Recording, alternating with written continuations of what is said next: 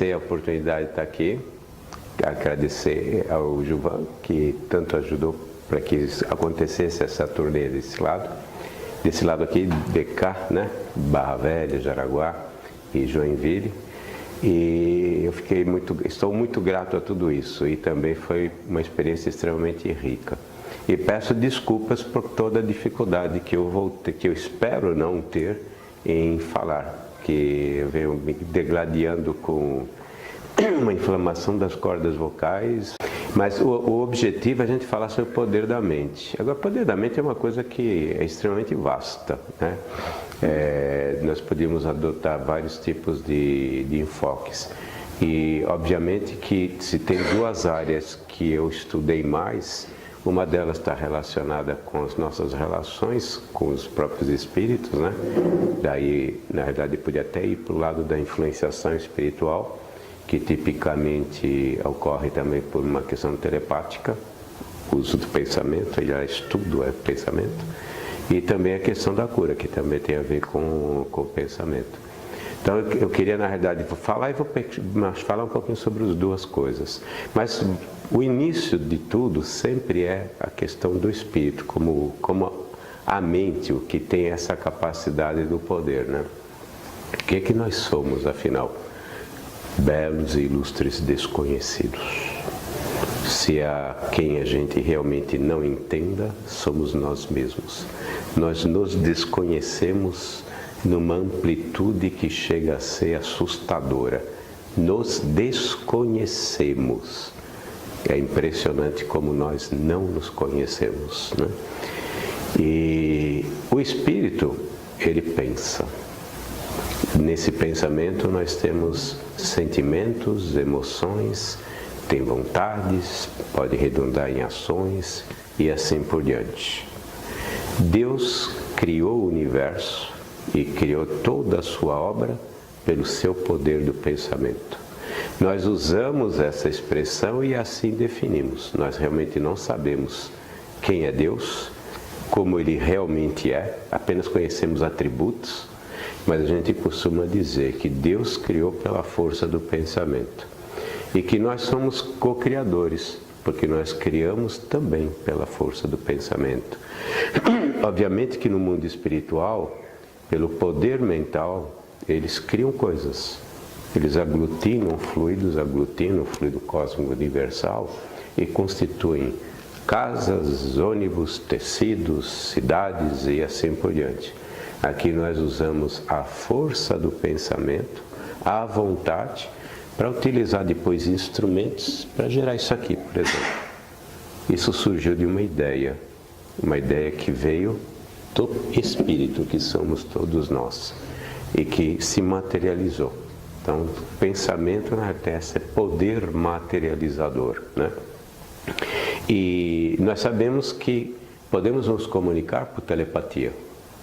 Nos comunicamos mente a mente. Quando falei de influenciação, como é que a espiritualidade age conosco? Nós sabemos que ela age interagindo através dos nossos perispíritos, mas ela também age agindo via pensamento. Fica nos perturbando, por exemplo, eu falo da que é negativa, né? Fica nos perturbando com maus pensamentos. A gente costuma dizer, tive um mau pensamento. Pode ser meu, ou pode ser de alguém que esteja ao meu lado e passe esses maus pensamentos. E essa influenciação, ela é enorme, ela é vastíssima. E nós, infelizmente, não damos atenção a ela. O espírita adora dizer, mas eu não estou obsidiado, então não tem problema algum.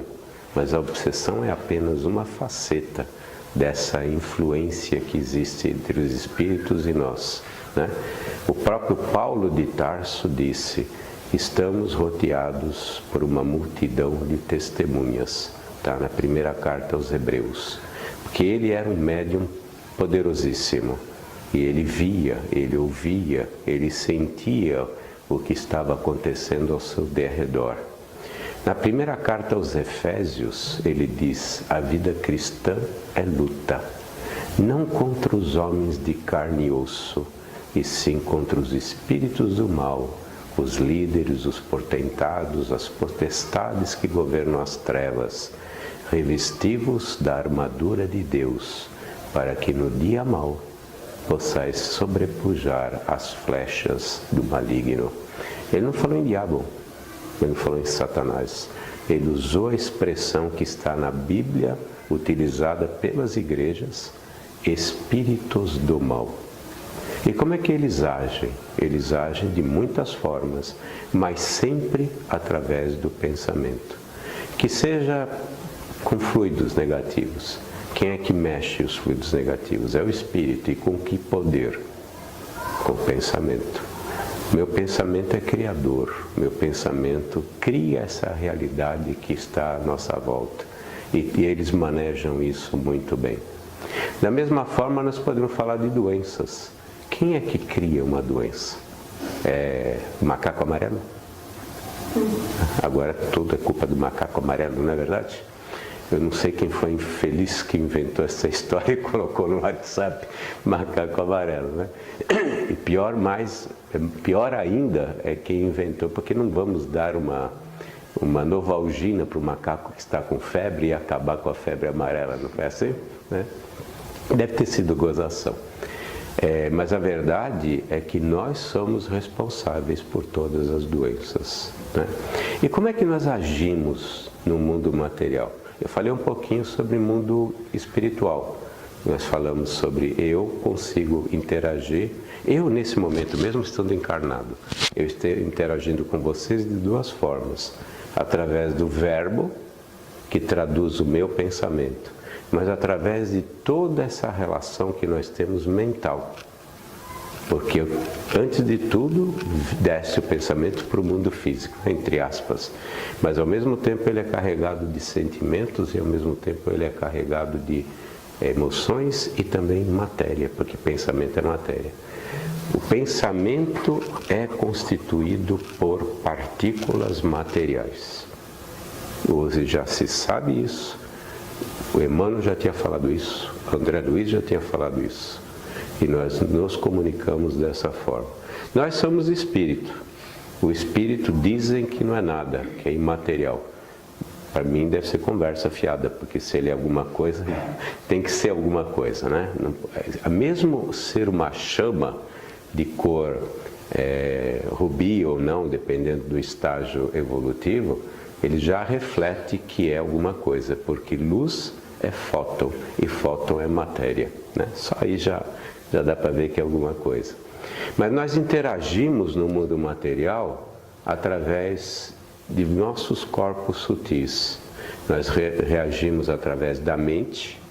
A mente não se sabe exatamente se é um atributo do ser humano, do homem, pertencente à classe hominal, do espírito, se é o próprio espírito, mas a verdade é que nós temos uma grande CPU, um grande computador, né, que fica localizado no corpo mental, de acordo com André Luiz, e que é a governança do nosso mundo físico. Quando eu falo mundo físico, não é só corpo físico, eu estou falando em perispírito também, e eu estou falando do próprio corpo mental. E nos demais corpos sutis que nós temos e vamos saber muito em breve quais são. Não agora, porque eu também tenho desconhecimento, mas o André Luiz já disse, nós temos vários corpos sutis, né? Mas não abriu essa informação, abriu a respeito apenas do corpo mental e do corpo espiritual. O espírito pensa, tem uma vontade. Por exemplo, levantar a mão e coçar. Ele manda essa informação para a mente, que está no corpo mental. E da mente vai para os centros de força, né? Muita gente chama de chakra, não interessa, mas são centros de força. E o principal centro de força nosso? Alguém lembra qual é? É o coronário. O coronário é o principal, flor de lótus, né?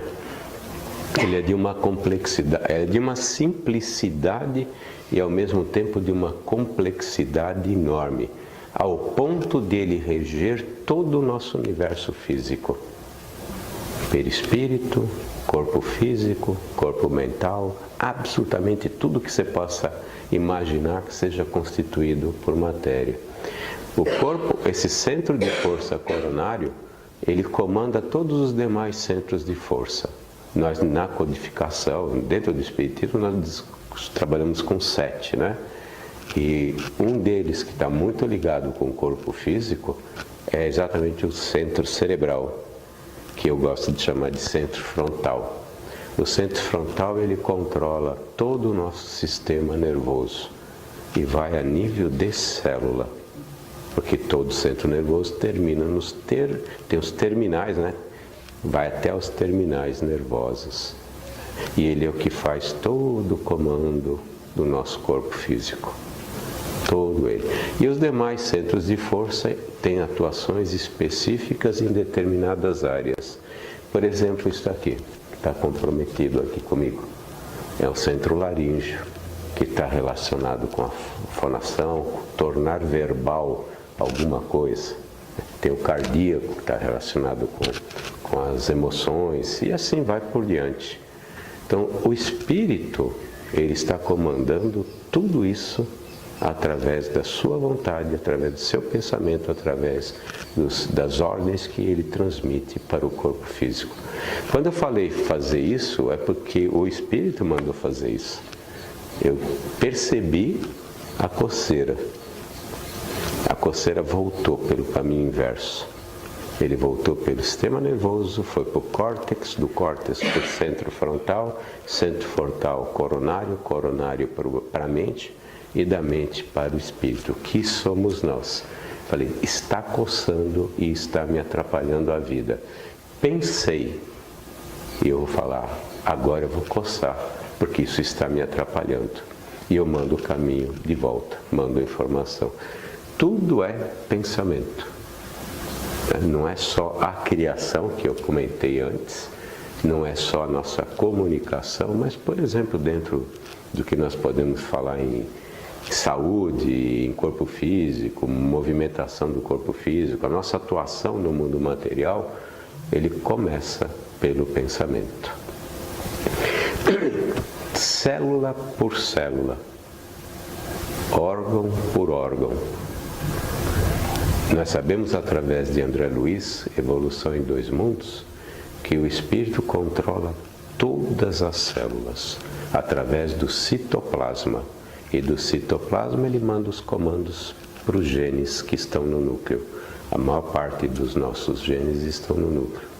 Os genes estão relacionados com o crescimento das células, reposição das células, formação de órgãos. Tudo isso está acontecendo automaticamente, de uma forma inconsciente. Desde o princípio dos nossos tempos, quando nós fomos criados por Deus, nós fomos aos poucos aprendendo a como fazer isso. Por isso que Emmanuel fala em O Consolador, que nós passamos em todos os reinos, porque é verdade.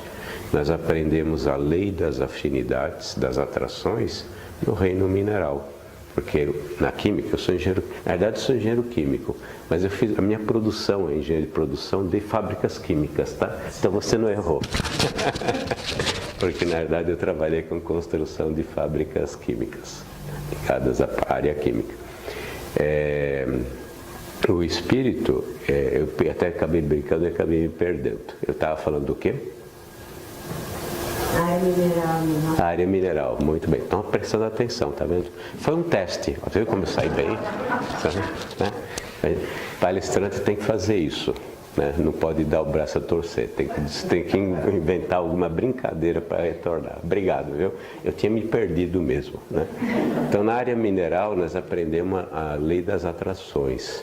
No vegetal, a gente aprende a parte da sensibilidade. Né? Por exemplo, eu senti coceira, foi uma sensibilidade. O meu tato me permite essa constatação.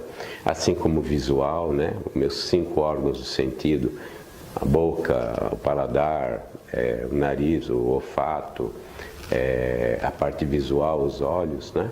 Tudo isso vai para o espírito. Essa informação o tempo todo está indo. Nem tudo, porém, ele deixa chegar até ele, porque não precisa mais dessa informação. A planta, ela reage. A planta carnívora, ela reage fechando a sua boca, vamos dizer assim, pegando a presa. Isso nela é automático, porque ela aprendeu a fazer isso. Ela não pensou isso. O trabalho repetitivo fez com que, automaticamente, ao sentir que alguma coisa posa lá, ela fecha. Então nós fazemos muitas coisas automáticas. Por exemplo, ninguém percebeu, mas todo mundo está respirando agora, né? Não é verdade? Agora que eu falei, todo mundo vai ficar constatando se está rápido, se está devagar, se está profundo, vai sentir falta de ar, ou vai dizer, puxa, eu estou muito rápido, né? Por quê? Porque eu tornei consciente algo que está acontecendo automaticamente. Mas no princípio, como é que foi que isso chegou a esse ponto? Eu, como ser, em algum estágio desse processo evolutivo, no começo eu tive que aprender a respirar. Assim como a criança aprende a andar. Quando ela aprendeu a andar, ela não precisa mais pensar nisso. E ela está reaprendendo, né? Porque na verdade ela sabe andar, mas ela ainda não tem o domínio sobre aquele corpo para poder andar. A partir do momento que ela repete a ação, levanta e anda, levanta e anda, levanta e anda, fica automático, não fica? Então, nossos processos foram todos assim, ao longo de todos esses reinos que nós vivemos. E nós precisamos realmente viver todos esses reinos para adquirir tudo isso, né? Por exemplo, a maioria hoje está com um corpo mais ou menos a 36 graus Celsius. Quem é que regula isso?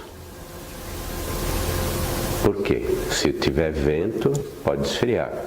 Se tiver uma chuva, pode cair, despencar. Se de repente sair o sol, pode esquentar. Mas nós continuamos com 36 graus.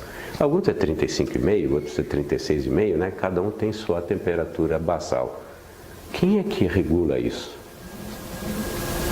No começo foi o espírito. Não necessariamente como espírito, mas como aquele ser unicelular, né? Que estava lá preocupado em fazer com que as suas condições se adequassem à ambiência, se adequassem ao ambiente daquela hora. Então virou automático. Então o espírito, tudo aquilo que ele repete muito, ele não precisa se preocupar mais porque a gente aprende a fazer automaticamente, né? Tem exceções, tem uma grande exceção. Nós respiramos automaticamente, nós mantemos o controle de temperatura automaticamente, fazemos a digestão automaticamente, desde que a gente não coma pedras, né? Que aí não dá certo, né? Fechamos os olhos quando a luminosidade é muito alta, automaticamente, né? E assim por diante. Mas tem uma pequena coisa que a gente ainda não adquiriu essa capacidade. Nós estamos num estágio muito inicial de evolução. Alguém tem ideia do que seja? A língua. Né? Eu brinco com a língua, mas eu quero dar uma mensagem com a língua, né? Na verdade, hoje um dos maiores fatores das desgraças que a gente cria para nós mesmos começa pela língua, que a gente não doma, é indomável, né?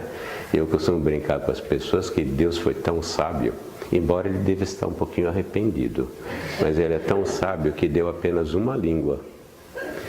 Nós temos 2 olhos, 2 narinas, 2 ouvidos, 2 pulmões, 2 rins, né? Tudo quase meio dobrado aí, mas ele deu uma língua. Mas ele foi cauteloso, colocou dentro da boca. E ainda não satisfeito, achando que era meio perigoso, colocou os dentes na frente, né? Mas a gente consegue vencer tudo isso, né? Mordesse mais, Mordesse mais, exatamente, né? Nada com mafta para ficar quieto. Nada com mafta para ficar quieto. Não, a gente consegue criar um imbróglio danado com esse troço, né? Com esse pequeno órgão chamado língua, né? Mas nós estamos aprendendo.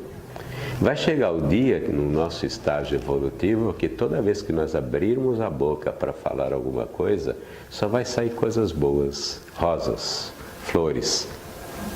Assim como nós vamos ter somente pensamentos bons.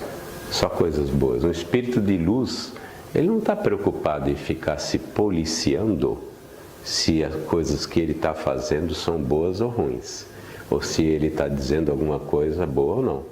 Nós ainda estamos no estágio em que nós precisamos pensar. Deveríamos pensar antes de falar, não é verdade? Mas a gente fala e depois pensa. Na verdade, nós vamos aos poucos adquirindo essa capacidade automática de reagir ao nosso meio, para que a gente só faça coisas boas. O Chico não punha água na boca? O Emmanuel, né? Aliás, cá entre nós, né? O Chico não punha água na boca, esperava passar? O Emmanuel falou que... O Emmanuel falou para ele colocar na língua. Exatamente. Ele só fazia porque ele obedecia Emmanuel, né? A gente não tem Emmanuel. Graças a Deus. Se tem um cara que eu não queria ter como obsessor, é Emmanuel. Eu nunca vi um obsessor tão duro quanto ele. Mas vocês sabem que o Chico, quando estava no finzinho da vida, falou para Emmanuel: eu estou chegando no final da minha vida, depois vai ser a minha vez. E o Emmanuel, que já deve estar com uns 18 anos, 17 anos aí no interior de São Paulo, deve estar preocupado com relações.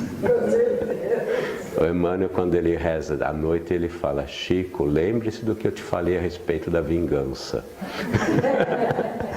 Não perdoai 7 vezes, né? O mestre ensinou a perdoar 70 vezes 7, né? Toda noite, né? Exatamente. Mas o que está sempre por detrás de tudo? Novamente o pensamento, né? Eu vou citar alguns casos relacionados à cura, porque na verdade minha experiência está na parte da influenciação espiritual, está na parte da obsessão também e está na parte da cura, né? No caso nós como corpo, nós como seres que temos que manter a saúde, temos que manter nosso corpo são, o espírito está tomando conta de tudo, ou então dos mecanismos que ele criou para que esses controles sejam feitos, né? Nós sabemos que todo esse automatismo que faz com que eu mantenha a temperatura do corpo, que eu mantenha minha respiração num padrão normal, ou que venha mais adrenalina quando eu preciso de maior impulso para fugir ou para me resguardar de um ataque, né? Por isso que o ser humano ele injeta uma carga muito grande de endorfinas ou adrenalinas e assim por diante, é porque ele já aprendeu automaticamente a reagir dessa forma contra o perigo, contra a necessidade da sobrevivência, né? Mas tudo isso foi sendo adquirido de uma forma pensada, até o ponto que se tornou automático. Aí fica onde todo esse conhecimento? Todo esse processo? No perispírito. Tudo isso é acumulado no perispírito. Então quem controla teu corpo físico é o perispírito. Nós temos células, vai a nível do perispírito, tem uma célula correspondente à nossa célula física. Quando a gente sabe que quando desencarna, o nosso corpo espiritual é um pouquinho diferente do corpo físico. Por exemplo, a gente perde a capacidade genésica sexual e nosso sistema gástrico fica bastante diferente. Mas quando a gente está no processo de reencarnação e a gente reencarna, o nosso perispírito tem tudo o que nosso corpo físico tem. Por quê?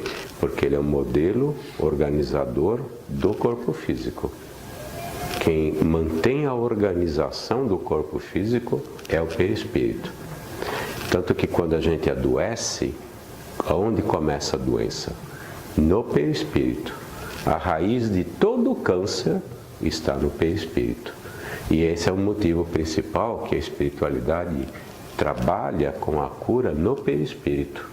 Porque se ele conserta o molde, a peça moldada fica perfeita. Então ele tem que consertar. Ele pode fazer um trabalho direto no físico? Faz. Está com dor, eu vou tirar a dor. Desde que seja permitido, né? Nem todo mundo vai ter a graça de receber a cura. E não é por uma questão de merecimento, não. O merecimento é uma das variáveis. Tem a questão da necessidade. E tem outra coisa. Tem coisa que a gente pede. A espiritualidade muitas vezes fala: poxa vida, ele veio aí com um problema de úlcera gravíssimo e está pedindo que eu ajude, mas foi ele que pediu, ele colocou no programa reencarnatório dele para ter essa úlcera. Eu não posso ir contra o livre-arbítrio do próprio atendido. Se ele pediu, isso é proteção para ele, então é melhor que fique. Mas mesmo assim a espiritualidade dá uma aliviada na dor, faz alguma coisa para ajudar, né? Mas tudo está no perispírito, porque o perispírito reflete exatamente o que nós somos, o que nós pensamos, o que nós sentimos e o que nós temos em termos de emoção. E eu divido pensamento, emoção e sentimento como se fossem três coisas diferentes, separadas, desculpe. Porque na realidade eu faço isso propositalmente e não aprendi por minha conta, não. Na verdade André Luiz e Emmanuel também fazem a mesma coisa. Mas é o pensamento que vem carregado de emoções e sentimentos, em todos os níveis que a gente possa imaginar. Então o pensamento é na realidade o grande fruto, o grande produto do espírito. Né? E ele, através, eu citei o exemplo da aquisição desses processos nossos automáticos. Né? Eu controlo todo o meu corpo, controlo o físico. Da mesma forma eu faço isso consciente, eu posso fazê-lo consciente. Por exemplo, eu vou citar alguns exemplos de doença. O nome ninguém nunca ouviu falar e não vai ouvir mesmo, porque eu sou um João Ninguém mesmo. Chama-se doença bengala. Doença o quê? Bengala. Quem perguntou? Bengala. Na época do meu avô era bengalada mesmo. Você recebia bengalada, era educado, apanhava, mas a gente tinha educação, né? Hoje, infelizmente, não estou dizendo que é para bater ninguém, né? Hoje não apanha. Não apanha e não é educado, né? Eu não estou dizendo que é para bater, né? Vocês ainda vivem num local que vocês estão abençoados, porque esse sul aqui é impressionante. Talvez fruto da própria educação religiosa original, luterana, católica. Os europeus, a educação é muito grande ainda. A gente percebe, vê os rapazes, os jovens, eles são, pelo menos foram educados conosco, não foram, Cris? Muito educados, né? Mas São Paulo, Rio de Janeiro, então, é uma desgraça. Eles te passam na frente, te derrubam, eles que sentam, isso morreu. Mas, retornando ao que interessa, né? A doença bengala que eu chamo é, por exemplo, quando a gente adquire aquela fase da vida que o pessoal diz que é a melhor fase da vida, chamada melhor idade. Certo? E nós aqui praticamente todos estamos na melhor idade, né? Como a gente é feliz nessa idade, na verdade, né? Como que alegria, né? Ninguém quer retornar à infância, nem à juventude, porque é tão bom estar na melhor idade, certo? A idade do condor aqui, condor lá, né? A idade que muita gente respeita, né? As crianças, aqui não, mas São Paulo, Rio é pior, né? A idade que você visita os médicos com muita frequência, faz visita, né? Visita o tempo todo médicos, clínicas, né? A idade que a gente é mais querido pelos planos de saúde, né? Então, a verdade é que, paradoxalmente, é a idade também que a gente recebe menos atenção por parte dos outros. Nós viramos tudo caduco, de repente, não é verdade? Tivemos vida, fizemos uma porção de coisas que foram boas, que criamos filhos, né? Demos boa parte da nossa existência ao trabalho, qualquer que tenha sido o trabalho, adquirimos experiência pela vivência, pelas coisas que nós passamos, quantas coisas, né? Mas para as gerações mais novas, como a do Gilvan, que ele é muito novo ainda, né? E tem outros aqui também, não vou citar, né? Nós viramos caduco, nós não servimos para mais nada. E muitas vezes somos segregados dentro da família. Muito comum agora aquelas clínicas bonitas, que os caras colocam os velhinhos lá nas clínicas, né? Para que eles vivam melhor lá, né? Porque em casa dão muito trabalho. Ou vão para a edícula atrás de casa. Mas nós somos infantis psicologicamente. Todos nós temos carências. Todos nós. Nós ainda estamos num estágio evolutivo muito atrás. Nós não somos atrasados. O nosso problema é que nós somos muito jovens, espiritualmente falando.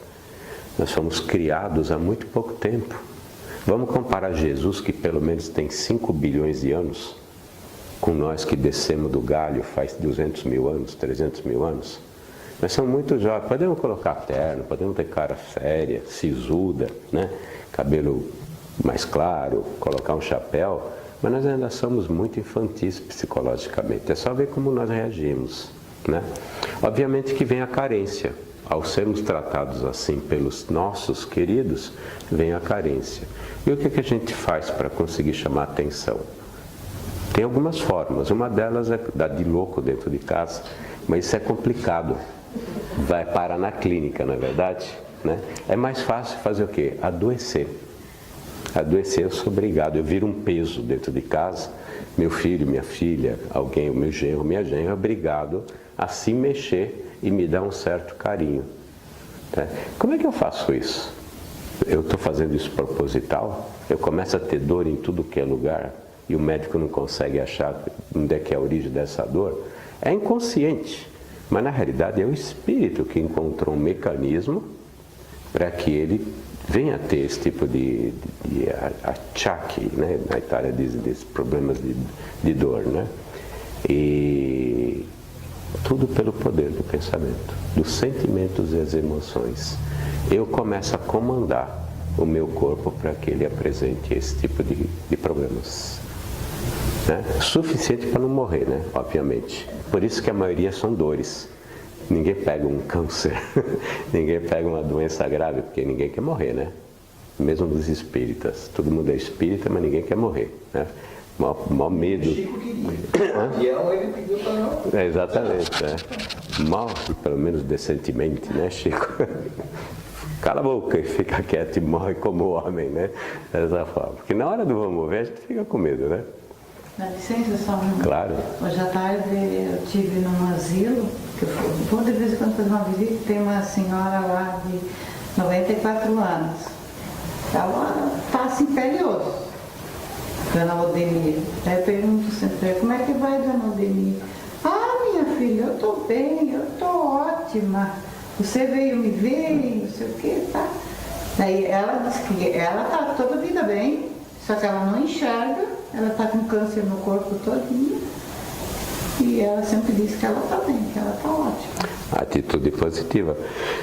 Um dos grandes problemas que nós temos, nós, seres humanos, é que nós somos extremamente negativos. E a negatividade acaba gerando uma série de dificuldades. Por exemplo, o sistema imunológico. O sistema imunológico cai. E quando cai o sistema imunológico, as bactérias, os vírus, né, os germes, eles acabam nos gerando problemas. Né? Ela está ali faz 3 anos, os filhos, ela é de Blumenau, ela lembra que ela é de Blumenau, e os filhos largaram ela ali e nunca mais vieram ver ela. Mas ela tem uma atitude positiva. Sim. É isso que é importante. A atitude negativa que se expressa através da produção nossa, mental, ligado aos sentimentos, por exemplo, acabam gerando depressão. Por exemplo, acabam derrubando o sistema imunológico e a gente acaba tendo doenças. Por exemplo, são causadores de câncer. Um dos maiores vetores, componentes que geram câncer, chama-se mágoa. Mágoa é terrível. E nós gostamos de curtir uma mágoa, por uma série de motivos, né? Eu costumo brincar com as pessoas, hoje eu estou um pouco mais sério, mas eu costumo brincar com as pessoas que, às vezes, uma senhora, durante 30 anos, aguenta o traste que está em casa, né? Que é um traste. Eu sei que a gente tem um traste. A verdade é essa, eu sei que é um traste, né? Metida besta ainda por cima.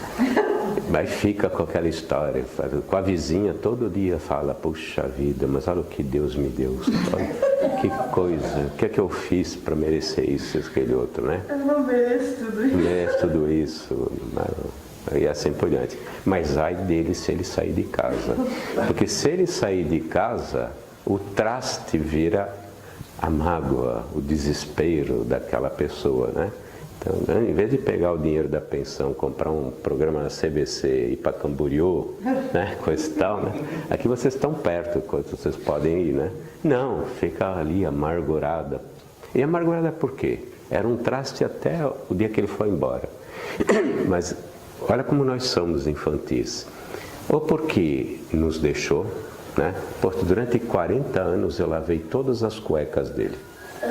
Né? Agora, ele me deixou por uma de 20, ou por uma de 30, sei lá o quê, ou me deixou por deixar, né? Mas tem a questão do orgulho, tem a questão da vaidade ferida, tem a questão do apego também, né?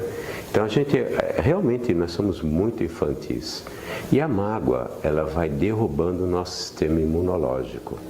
A mágoa, ela vai produzindo câncer. É só a gente ficar curtindo ela. Curtindo. Porque o curtume vai acabar gerando mágoa. O que é que tá? O poder do pensamento.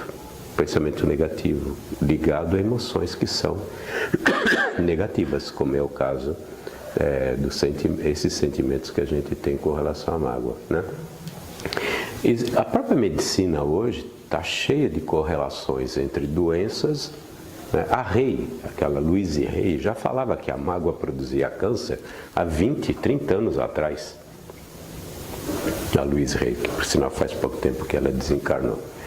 Hoje nós falamos, assim, entendemos todo o mecanismo, né? Hoje nós, principalmente os espíritos, temos mais condições de entender esse mecanismo, graças a André Luiz e graças a Emmanuel. Porque o que eu estou falando a respeito de centros de força, mente e todo o sistema, está onde? Tem André Luiz. Você pega a evolução em 2 mundos, do domínio da mediunidade, missionários da luz, está tudo isso lá. Só que como o André Luiz foi uma coisa impressionante, né? Ele jogou para que a gente tivesse o trabalho de interpretação e juntar as coisas, né? Agora eu estou escrevendo, a espiritualidade pediu, eu estou escrevendo sobre as trevas. Quando eu comecei a escrever as trevas, eu falei, vou me meter numa encrenca desgraçada. Eu sei o que aconteceu com o Robson Pinheiro, então vai acontecer comigo. Como é que eu vou falar sobre isso? Mas se a espiritualidade pediu, só pode ser 2 coisas. Ou eles querem me enterrar de vez, não aguentam mais que eu esteja aqui, ou então tem um motivo. Eu estou na página 270 desse livro e eu só usei 3 pessoas até agora. Allan Kardec, André Luiz e Emmanuel. Você pega aqui uma frase jogada num livro, uma frase jogada no outro, ou um capítulo, às vezes tem um capítulo inteiro, e você consegue fazer tudo isso. Eu nunca tinha lido sobre esse enfoque de André Luiz. E está tudo lá, as divisões por esferas. O Chico escreveu um livro da Egorina, né? Eu acho que é assim, Cunha, que é sobre as esferas espirituais. Ele foi um dos que recebeu essa informação. Então fala tudo sobre os seres, coisa e tal. Mas eu estava dizendo que na realidade é uma riqueza enorme nesses livros, mas estão espalhados. A gente tem que fazer. Eles não nos dão nada de bandeja, né? Então ele fala sobre o poder do pensamento. Emmanuel tem um livrinho escrito que ninguém conhece. Quem psicografou foi Chico e foi o Valdo Vieira. Um faz um capítulo, outro faz outro capítulo, um faz o capítulo, outro faz o capítulo. Ele fala tudo o que eu falo sobre doenças, está nesse pequeno livro de 70 páginas, escrito em 1963. A própria classe médica espírita desconhece, boa parte dela, a existência desse livro. Nós estamos há 60 e poucos anos dessa época, né? E ele começa pelo poder do pensamento. Ele começa exatamente pela nossa capacidade criadora, ou para o bem ou para o mal, que somos nós como espíritos, através do nosso pensamento, nossa vontade, nossas ideias, nossas vontades, e transforma em tudo isso que nós estamos conversando agora. Outra doença que é muito comum é a doença em que eu mesmo vou me punir.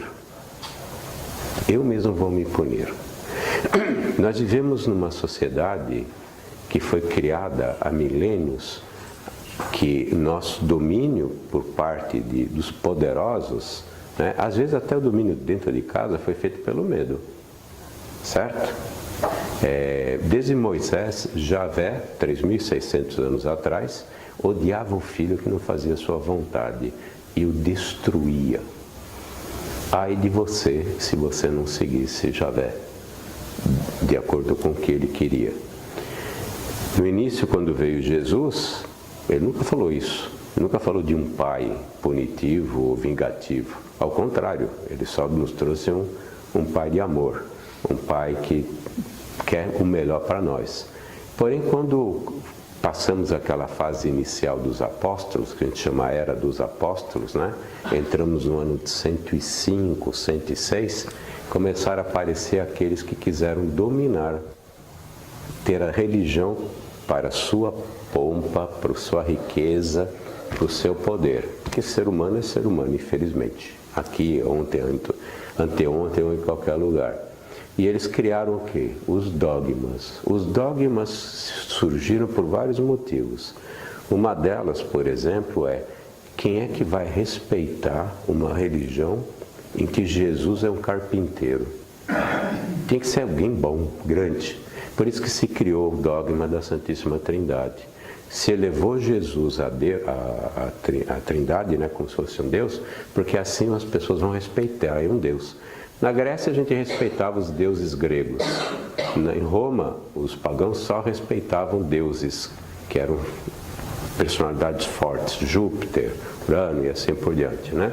Então nós tínhamos que criar um Deus. E nós criamos, para controlar a massa, os dogmas como, por exemplo, o pecado capital. Criamos o Adão e Eva, que é uma representação da raça adâmica, né? Os capelinos que chegaram para dar um up aqui nos macacos que tinham acabado de descer dos galhos, né? Mas eu preciso controlar você, né? Você é um pecador. A senhora é uma pecadora. A senhora é cheia de coisa ruim dentro de si. Deus vai lhe punir com o inferno. Porém, eu sou ministro de Deus. Se você seguir o que eu te recomendar, eu posso salvá-la. Olha que forma bacana de controlar a massa. Não, eu fico rico. Tem que pagar, né? Não é de graça, mas eu fico rico. Eu tenho poder, controle e tenho dinheiro. Não é verdade? Né? Então nós somos acostumados a uma sociedade da culpa, do pecado. Em casa, como é que nós educamos nossos filhos? Você fala assim, não faça isso, que vai te prejudicar, isso pode levar um choque, é capaz de te matar, coisa e tal. Né? A maioria acha o seguinte, não faça isso, mamãe vai ficar tão triste. Né? Que coisa ruim, e bate na mão dele. Né? Você é ruim. Né? Você trata assim a mamãe dessa forma, quando seu pai chegar e souber o que você fez, você já vira um monstro. Né? Então o que acontece? Nós ainda temos isso dentro de nós, nós chamamos de cultura atávica, algo que ficou dentro de nós. Nós guardamos isso na nossa memória, nós guardamos isso dentro de nós. É inconsciente, mas a gente tem a história da culpa o tempo todo, né? Ao ponto de a gente até se sentir culpado por ter nascido, não é verdade? Então o que acontece? Tem pessoas que não lidam direito com isso. Tem pessoas que já lidam melhor, tem pessoas que não lidam. Depende dos traumas que a gente acumulou no passado. Tem pessoas que elas adoecem porque elas se punem. Eu não sei se a senhora teve câncer de mama, espero que não.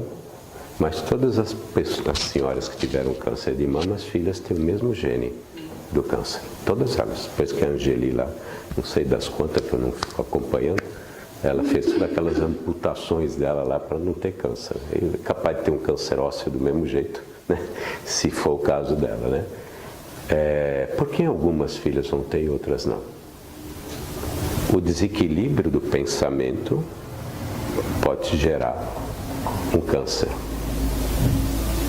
Porque se eu deixar de controlar direito os meus genes, porque sou eu que mando ordens para os genes, o gene é capaz de fazer o que ele bem entender. E nós entrarmos num processo de multiplicação acelerada celular. A célula se revolta. Na verdade, a célula perde a funcionalidade, ela deixa de entender para que ela existe. E perde o padrão. Tem outras pessoas que elas têm tanta culpa que não vai esperar Deus punir, não. Eu vou me punir. Então, uma consciência que não está em paz é outro fator de geração de doença. Eu mesmo me puno. Eu sou tão feio, eu sou tão ruim, que eu vou me punir. Está cheio de gente que faz isso. A gente vê isso no Sheila. Mas eu vou contar um caso que é do Leon Denis, Centro Espírita Leon Denis do Rio, que muita gente considera muito esse centro, pelo que fez, o Altino, que é uma coisa impressionante, né? E pelo estudo que eles fazem. O Baltazar e o Espírito, eles faziam curas lá no passado, na época do Altino. Um rapaz chegava com esse braço dessa forma, braço direito. Ia para a cura, o Espírito fazia com que voltasse o funcionamento do braço. Ele saía do centro, o braço fazia assim, não movia mais, como se fosse inerte.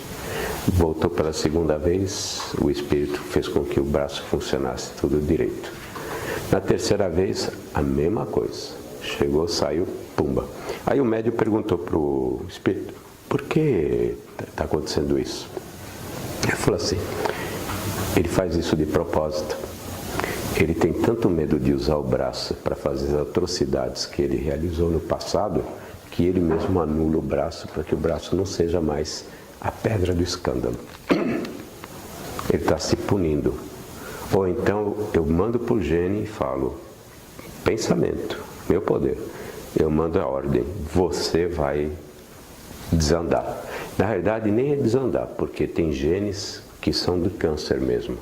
Já existem catalogados pelo menos 100 de genes que estão associados ao câncer. Então, câncer de mama tem um gene, câncer de próstata tem outro gene, e assim por diante. Eu mando a ordem. Eu posso não ter consciência de estar fazendo isso, mas o Espírito sabe o que está fazendo. E ele manda a ordem para que venha o poder do pensamento. Pode, claro. O fato da gente se autoconhecer, isso aí não vai regredir? É onde é que eu ia chegar. Não é não. Eu acho assim que todos nós temos células cancerosas. Elas a gente desenvolve ou não? Isso, todos nós temos. Todos nós temos. Quer dizer, conforme eu vou me conhecendo, eu vou dominando isso aí. Isso, a princípio é isso mesmo. A dificuldade é que a gente se sabota um bocado, nós não temos conhecimento suficiente para fazer isso. É muito fácil dizer assim, e o Sócrates, ele ensinou a gente a fazer isso, né? Eu tenho até, só para mostrar que eu sei, né? A teoria da maioética, o conceito, ironia e maioética, né? Que nada mais é do que que o Santo Agostinho fazia. Sentava lá na caminha dele à noite e perguntava, né? O que eu fiz hoje? Vamos ver se isso foi bom, foi ruim, né? Aí se ele ficava na dúvida, o que ele fazia? Se fosse alguém que olhasse para mim, o que ele pensaria de mim? Porque a gente costuma ser condescendente conosco, né? Ah, mas eu acordei com dor de cabeça, né? Aquele traste me encheu a noite anterior, né? E eu estou olhando para a senhora só para olhar, tá? Não sei se era traste ou não, né? Eu não sou médium, ninguém está me dizendo para ficar olhando para a senhora, tá certo? Né? Eu sei que é um padrão, marido costuma ser um traste mesmo. Eu falo isso e não adianta olhar feio, senhor, viu? Porque a maioria é mulher, e eu sou como um candidato à vaga, eu sei que eu preciso de uma parte do eleitorado.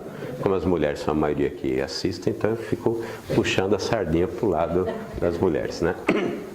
Mas que tem mulher traste, pelo amor de Deus. Só entre nós, tá bom? Para não ficar tão tristinho assim. Só para não ficar tão tristinho assim. E o Santo Agostinho, ele deu a fórmula, tá? questão 919 do Livro dos Espíritos. Está vendo como eu sei que é 919? Li tantas vezes para guardar esse número, a senhora nem imagina, tá? Depois vão dizer que eu tenho boa memória. Você não imagina o que eu fico lendo antes da palestra. 919. Não, mas nós temos esses espíritos. A gente confere? Eu vou lá. 919. Fica chato para escrever, né, João? 919 e 919A. Tá certo? Alguém lembrou que tinha um A. Conheça a Titi mesmo, né? Que toda palestra ele fazia esse refrão. Eu não tive como eu não gravar. Aí um dia eu fui conferir realmente. 100%. Muito bom. Conhece a ti mesmo. Que na realidade é de Sócrates, que está lá no oráculo de Delfos, lá na Grécia, coisa e tal, e dizem que é dele mesmo, só ele tinha capacidade para isso. Mas o problema é que é muito fácil de falar, o difícil é fazer. Por quê? Porque nós somos, lembra como comecei? Nós não nos conhecemos, nós somos um ilustre desconhecido. Nós somos mesmo. A gente carrega tanta coisa desse passado, e nós ainda temos que aprender tanta coisa, que é difícil a gente se autoconhecer, mas tem que fazer esse trabalho, exercício, né? Hoje eu estava falando sobre isso, e eu estava pensando, como a porta é estreita. Como a porta é estreita. Não é só estreita para a gente vencer nossos defeitos, ela é estreita para a gente percorrer esse caminho para nos entendermos, né? Vou citar alguns casos, por exemplo. Tem pessoas que elas se defendem por medo da sua fragilidade. E normalmente que nem cachorro que ladra muito é um cachorro que não morde, né? Então tem muitas pessoas que reagem dessa forma, são explosivas, são mal educadas, porque elas têm tanto medo que você entre na zona de conforto, não é zona de conforto, mas entre na zona de fragilidade dela, que ela cria, na realidade, uma barreira na sua frente. Então ela não deixa que você chegue até ela. Então ela reage quando ela sente perigo. Para compreender isso, não é tão simples não. Às vezes, o que a gente cataloga, e isso faz porque a doutrina ensina desse jeito? Ele é muito orgulhoso. E, na verdade, pode ser fragilidade. Se ele for orgulhoso, já é complicado, porque o orgulhoso é um cego. É o pior vício que a gente pode ter, no meu ponto de vista. Eu sei porque eu passei por isso, eu passo por isso. É o orgulho. O orgulho não te dá nem chance de você se olhar. Você vai fazer reforma íntima, autoconhecimento e você é orgulhoso? Você é orgulhoso, você senta lá e fala assim, fiz isso, mas o cara merecia. Né? Eu já fui até muito bonzinho com o cara. Né? Não, eu não fiz isso, mas Jesus não arrebentou lá os negócios lá dos vendilhões? Né? O orgulhoso já é complicado. E eu contei um caso do orgulho, mas nós podemos levar a esse caso da zona de proteção. Eu me sinto protegido e eu não vou deixar que ninguém ultrapasse essa barreira. Traumas que a gente carrega. Quantas coisas nós vivemos no passado e como todo o processo nosso evolutivo é por tentativa e erro e por reharmonizações do que nós fizemos errados, em resgates também nós passamos por situações complicadas. Nós temos o problema do traste, é um problema da perda. Por exemplo, o abandono. Eu fui abandonado. Quantas vezes nós fomos abandonados lá atrás? Nossos pais lá atrás terem nos vendido, ou terem nos dado para alguém, ou nós termos sido retirados dos nossos pais, por exemplo, no meio de uma escravidão, em que os feitores eles separavam as mães dos filhos e vendiam os escravos. Nós carregamos esse trauma da perda, do abandono, ter sido abandonado. E é uma coisa que está lá atrás. E como é que nós vamos lidar com isso? Né? Eu vou citar um caso que aconteceu no Sheila comigo. Depressão. É muito fácil hoje, né? O cara chega e fala depressão. Aliás, está cheio de livro de depressão escrito, né? Hoje. Tem muita gente boa, hein? Pelo amor de Deus. Tem muita gente boa escrevendo sobre depressão. Isaías, claro, trabalho maravilhoso, né? O cara lá da M, que é o meu amigo pessoal, José Luiz Condota, fenomenal o que ele está fazendo, né? Simonetti, fenomenal. Mas tem muita gente que acha que vamos sorrir mais tempo, né? Vamos brincar mais tempo, né? E eu sempre falava, na minha ingenuidade e na minha falta de conhecimento, que você quer curar sua depressão, porque eu lido com um público que é doente. Num dia de Sheila lá tem 500, 600 pessoas. Depressão é o prato do dia ali, né? Vem trabalhar como voluntário, você não vai ver como vai acabar a sua depressão, né? A senhora levantou porque eu terminou o tempo?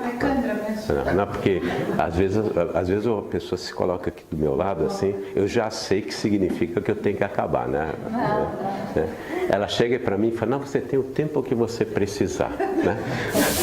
E quando fala isso eu já fico preocupado. Deu 45 minutos e 10 segundos, a pessoa já está aqui do meu lado. Então eu já sei que não era bem assim. Foi gentil, né? Então não fica tão perto assim. Tão perto. E a depressão, eu falava, vem trabalhar com voluntário, principalmente porque eu tenho uma dificuldade enorme de conseguir voluntário. Você que estava falando sobre voluntários, né? Essa é a melhor idade. É a melhor idade, né? Se a senhora descobrir quem foi, me avisa, tá? Me dá o nome, telefone. Eu tenho uns obsessores que eles estão doidos para me ajudar, né? E como eu trabalho com desobsessão, tem uma vez um deles falou assim, se o senhor tiver qualquer problema, o senhor é meu amigo agora, tá? Se tiver qualquer problema, me avisa. Eu acabo com ele. Assim mesmo. E uma outra vez foi assim, olha, o senhor me ajudou muito, sabe? Se precisar qualquer trabalho, me chame, tá certo? Eu vou mandar uns obsessores que eu conheço para quem inventou essa história da melhor idade. Da melhor idade. Me perdi de novo, né? Diz a espiritualidade que eu não tenho que brincar tanto que eu acabo me perdendo de novo. Mas é a depressão. Então a gente sempre fala, puxa vida, vem trabalhar como voluntário, dá uma alegria tão grande no final do dia, né? Quando a gente não fica melindrado, são coisas que não acontecem tão comuns assim, o melindre, né? E aí um dia o Dr. Stephanie Oswald, que é o nosso benfeitor através do Edson, falou, como sempre fala assim, meu filho, né? A depressão é muito mais complexa do que você possa imaginar. Às vezes ela é produzida 2, 3 reencarnações lá atrás e vai levar 2, 3 reencarnações para ser tratada. Se já é tão complexo ao ponto de levar 2, 3 reencarnações para ser tratada, você imagina o que a gente carrega de carga emocional, de desajustes, de desequilíbrios para a gente tratar. Então é fácil fazer autoconhecimento, certo? Chego lá e me pergunto, porque nós temos muitos componentes. Eu não citei culpa à toa, né? Eu tenho um problema seríssimo com isso, que é o complexo de culpa, tá? Pelos meus pretéritos e assim por diante. Tenho consciência disso? Tenho. Mas pergunta para a Cris se é fácil eu lidar com o complexo de culpa. Não é fácil, mas eu tenho e já tenho consciência, né, dos meus complexos de culpa, né? Então, não é tão simples, mas é importante a gente fazer esse caminho através dessa porta estreita, porque é a única chance de a gente viver melhor no futuro. Eu tenho complexo de culpa. Tá. Eu não sei me perdoar. Exatamente. Mas por quê? Porque todos nós temos um passado que é complicado. Todos nós. Diz o Dr. Xavier que todos nós passamos pelas trevas. E é verdade, todos nós passamos pelas trevas. Mas tem alguns que, quando passaram pelas trevas, foram mais bonzinhos, outros piores, né? Tem os que, portentados, os espíritos do mal, né? Os príncipes das trevas que o Paulo cita na primeira carta aos Efésios, né? E a gente, quando cai a ficha, vem o remorso. E quando vem o remorso, até você perder essa fase do remorso, significa resgatar tudo, consertar tudo. A gente não conserta numa reencarnação. Porque a vida não nos dá tanta chance de a gente consertar tudo.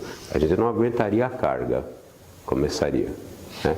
Eu sei, por exemplo, que eu estou no Espiritismo porque eu combati na Grécia as pessoas que estavam começando a trazer os preceitos do cristianismo. Não vou dizer que eu combati Sócrates, porque aí seria vaidade minha. Eu não era ninguém, nem para combater Sócrates.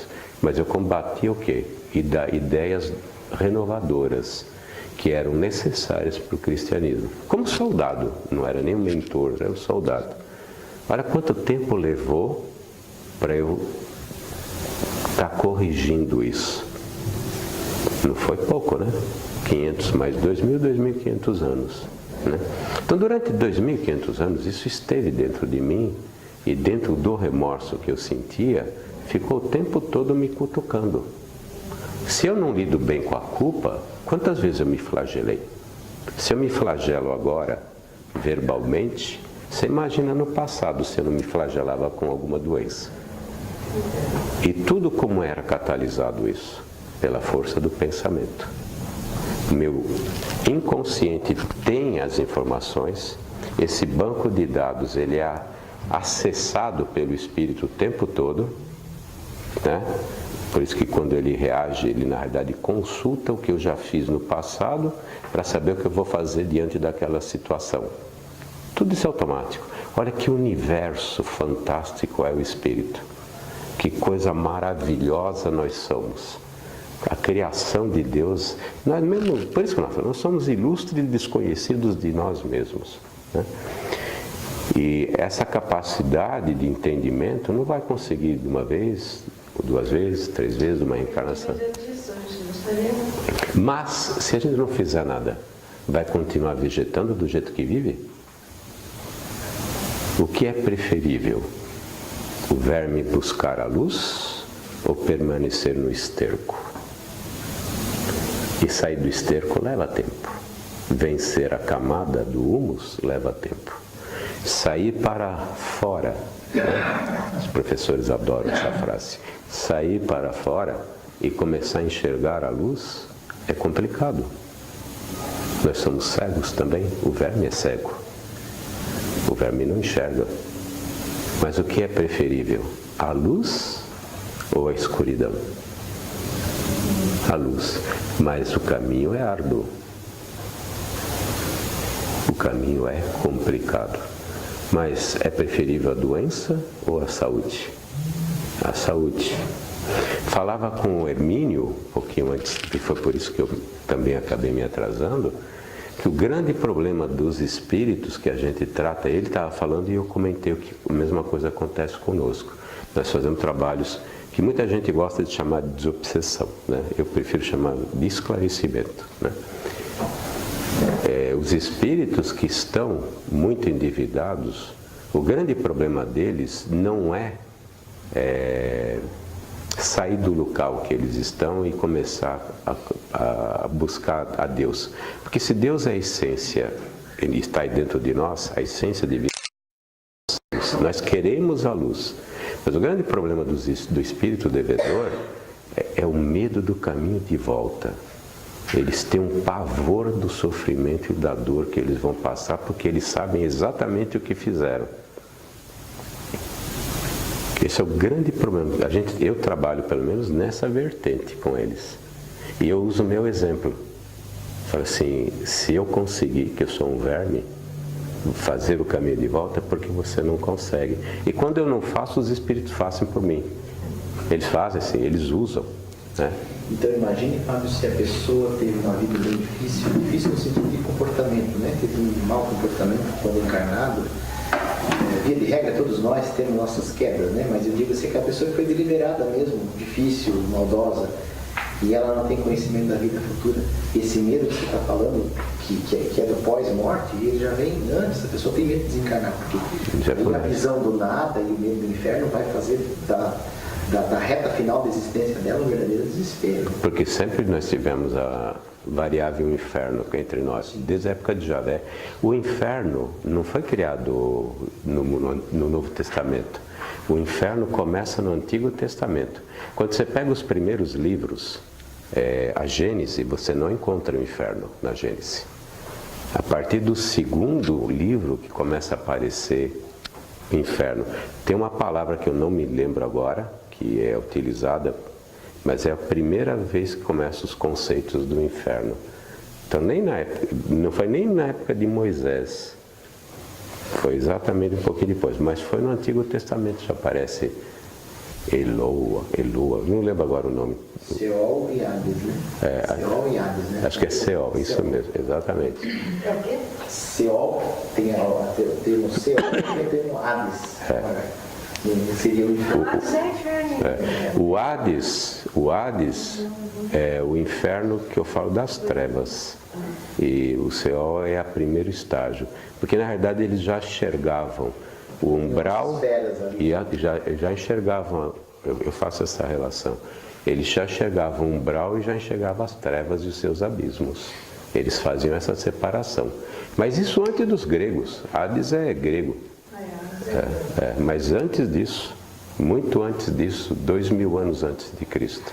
Então nós temos essa história do inferno. A gente vai para o inferno ou vai para o céu. Desde aquela época. Foi assim que nos dominaram. Teve uma parte que foi... Só um instante, Fábio. Desculpe. Nós tivemos aqui no domingo, fora esse que passou, até a Vera estava, o Pedro, nós não divulgamos muito, na verdade, porque nós queríamos ver como é que era primeiro, né? Um exercício de diálogo interreligioso, que na verdade começou com uma reunião administrativa de uma ONG espiritualista, Fraternidade, Federação Humanitária Internacional. Tem um trabalho na América Latina, em vários países do mundo, em várias frentes de trabalho, e é liderada por uma freira católica e por um filósofo espiritualista. E aqui, especificamente, eles estão trabalhando com o apoio às etnias indígenas. Então nós abrimos, talvez você até viu as fotos. Nós abrimos a casa, eles fizeram uma reunião administrativa e veio aqui o cacique da tribo de Araquari, ali, dos Guaranis, Guarani Indiá. E ele veio aqui e começou a falar, né, e ele deu uma palestra espírita para nós. Nós ouvimos ele mais de 40 minutos, né? Fundo espiritual. Assim. Ele falou em reencarnação, vidas sucessivas, esferas espirituais, até a esfera seguinte aonde está nosso lar. Ele deu os nomes que os indígenas usam. Terra sem males. Acima do nosso lar está a terra sem males. Então a correlação com a doutrina espírita é imediata, né? Esse conhecimento é ancestral, na verdade.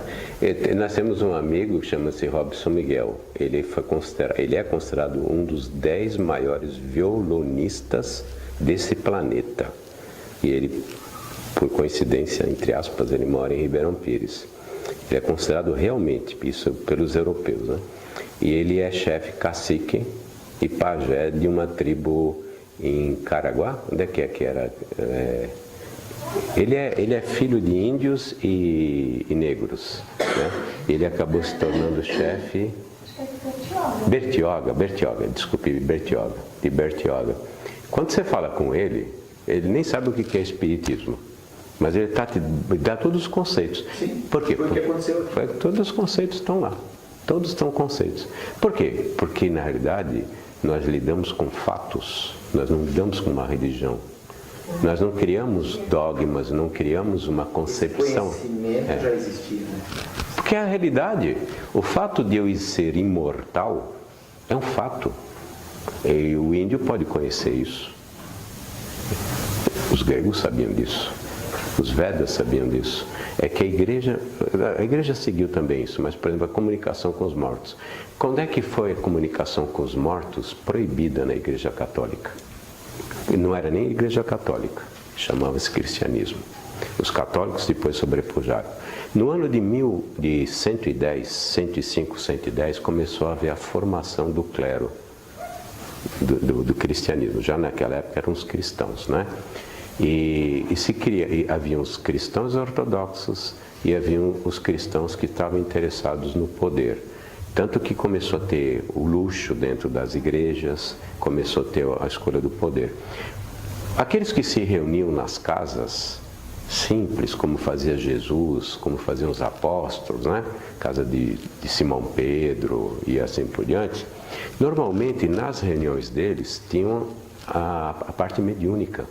Vinha o Espírito e dava a mensagem final. Isso era muito comum. Era muito comum os Espíritos falarem nessa época do cristianismo primitivo, que era a era apostólica. E o que eles falavam? Tomem cuidado, a igreja está indo para um caminho errado, né? Está se voltando aos rituais, ao Fausto e assim por diante. O que fizeram os que estavam começando a dominar? Eles proibiram a mediunidade. Não se fala mais com os espíritos. E proibiram. Moisés fez a mesma coisa, não fez? Quando ele desceu do Monte Sinai e viu o que aconteceu, ele falou assim, os caras não sabem usar da mediunidade. Na época nem mediunismo era pior que mediunismo. Ele falou, simplesmente Moisés proibiu a comunicação com os mortos. Né? Santo Agostinho, que é considerado, é doutor da igreja, considerado responsável por toda a filosofia cristã, base de Lutero, para criar, já que já estamos numa região em que nós vivemos aqui, os alemães são luteranos, né? Eles se baseiam. Santo Agostinho era agostiniano. E quando ele se separou da igreja, ele trouxe toda a ideia de Santo Agostinho para dentro dos luteranos, né? da igreja presbiteriana, isso, né? Se não me falha a memória. Santo Agostinho tem um livro chamado, só para vocês saberem que eu sei latim, né? De cura pro mortuis gerenda, que significa o cuidado dos mortos. Eu levei 30 dias para guardar esse nome em latim, mas tudo bem. Era uma brincadeira, sabe? Ninguém sorriu, né? Eu faço isso de propósito, né? Mesmo porque eu quero saber, né? Mas eu levei um tempão para guardar esse nome, por isso que eu falo, para ficar pomposo, falo, cara, orador, né? Puxa vida, lembra de tudo, né? Eu não tenho a Joana de Ângeles que fica falando para mim do meu lado, tá certo? E o pior é que o cara que fala do meu lado, ele diz que eu não escuto direito, e é verdade, né? Tá pior ainda, então eu tenho que decorar. Mas Santo Agostinho, ele escreveu um livro que chama Os Cuidados com os Mortos. São 260 páginas. Existe em português, traduzido pela editora Paulus. A editora Paulus de que igreja é? Católica. E ele fala das nossas relações com os mortos. E ele fala uma frase que todo mundo devia guardar. Por que Deus, na sua sapiência, não iria permitir que os mortos nos ajudem e se comuniquem conosco? Santo Agostinho, pai da filosofia cristã, 1000 anos a filosofia foi baseada em Santo Agostinho. Ele deu seus escorregões teológicos, coisa e tal, né? Ao ponto de Allan Kardec chegar e dizer, apóstolo do cristianismo, está lá, primeiro capítulo, item 11 do Evangelho segundo o Espiritismo, né? Apóstolo, está lá desapercebido. Sabe o que significa alguém ser considerado apóstolo? Paulo trabalhou um bocado para ser apóstolo dos gentios. Carbar trabalhou um bocado para ser bandeirante do Espiritismo, né? Aliás, o termo é forte. Pioneiro, né? Os bandeirantes hoje a gente sabe que foram. Anchieta é considerado o apóstolo do Brasil, porque ele trouxe aqui no Brasil muitas coisas relacionadas à religião, e ele foi um dos responsáveis de a gente estar falando português hoje. Porque se não fosse Manuel da Nóbrega e Anchieta, a gente estaria falando francês. Porque foi ele que conseguiu, ele e Manuel da Nóbrega conseguiram, apesar do descuido dos portugueses, conseguiu fazer com que os tamoios deixassem de apoiar os franceses no Rio de Janeiro. E os tupi, das grandes raças tupiniquins, do Tupinambá e assim por diante, eram tupiniquins, conseguiram vencer os franceses no Rio de Janeiro. Senão a gente chamaria brasilienses. Eu tenho até o nome que os franceses já tinham dado para cá, não lembro agora porque acaba. Pelo menos não precisava traduzir os livros do Allan Kardec. Não precisava traduzir o livro do Kardec. Mas eu vou ser sincero, uma das piores reencarnações que eu tive foi na França. E esse é o motivo que eu não gosto do francês, né? Para não dizer outra coisa, mas tudo bem. Isso faz parte da minha porta estreita que eu tenho que vencer. Então, o Santo Agostinho, ele foi chamado por Allan Kardec de apóstolo do cristianismo. Por quê? Porque ele fez parte da falange dos padres da igreja, que fizeram com que o cristianismo chegasse até o dia que Allan Kardec inaugurou, né, a doutrina espírita com a codificação, com o primeiro livro dos Espíritos. Porque podemos falar o que quiser da igreja, mas ela trouxe o Evangelho na sua essência até os dias de Allan Kardec. A verdade é essa. Pode ter os defeitos que quiser, mas a parte moral ela não mudou. E quem garantiu isso? A falange dos padres da igreja. Santo Ambrósio, né? Justiniano, ele não era um padre da igreja, mas foi um deles. Santo Agostinho, todos eles. Olha o trabalho desse homem. E esse homem falou sobre comunicação com os mortos. Falou sobre imortalidade. Falou da necessidade de mudanças do teu perispírito para a gente se comunicar com os mortos. Está no livro Cidade de Deus. Eu já estava falando de que o dom mediúnico necessita de adaptações do perispírito. E nós sabemos que a glândula pineal ela é diferente do médium. Sabemos que os centros de força trabalham diferente e que a capacidade perispiritual no médium é diferente da capacidade de uma porta que nem eu. Né?